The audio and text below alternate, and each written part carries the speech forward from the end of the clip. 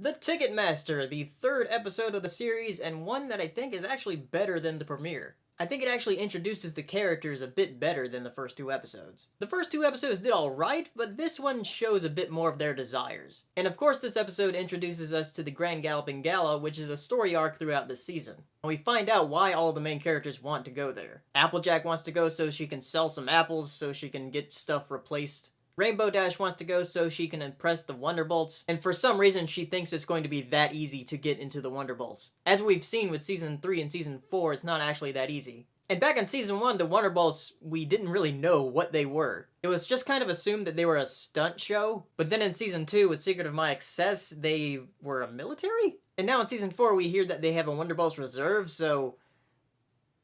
Though I guess it's fair to equate them to something like the Blue Angels. Besides them, Pinky wants to go because there's a giant party. And we actually get another song with Pinky, though it's not a full song like we had in the first two episodes. It's, just like a mini song. And of course, Rarity wants to go to meet the Camelot Elite and meet Prince Blueblood, who she declares will be her true love. And Rarity's reasoning for going is really the worst reason, making her the worst pony. I can't wait to see how people react to that. Fluttershy wants to go because of the flora and fauna, and the fact that she said the word fauna made me fall in love with her when I saw this episode. Fluttershy was actually my favorite pony to begin with. So after we learn about all the pony's desires for going, Twilight has to decide who she wants to take to the gala with her, since I forgot to mention in the beginning of the video that she's only got 2 tickets. And since she's only got 2 tickets, her friends are trying to bribe her with favors and gifts and stuff. But then after Pinky's second mini-song in this episode, her blabbermouth tells the whole town, making her the worst pony. We have the Benny Hill chase scene, we go around the town, blah blah blah. And Twilight actually teleports back to the library after being cornered. And I noticed that Twilight doesn't really have a hang of her teleportation power yet. If you noticed in the last episode, Twilight used teleportation, but she was very woozy after using it. So I think the show has had her grow with her abilities. Anyway, after they get back to the library, all of her friends feel bad for putting this pressure on her. And they say that if she's not happy, they're not happy. Except for Rainbow Dash, she seems excited at first,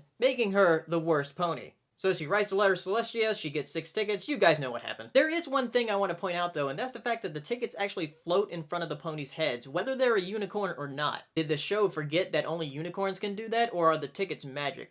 It's an early episode, so I can forgive it. Overall, I think it's a good episode that expands upon the characters and junk. So tell me what you thought of the Ticketmaster down in the comments, and I'll see you next time. Hey, if you enjoyed this video, give it a like and share it. And be sure to subscribe for videos I upload every week.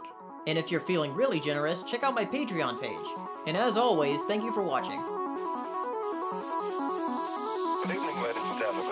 Well, by now we're getting a bit used to winter. We're like soldiers in the middle of a campaign, growing hardened to discomfort and better able to take it.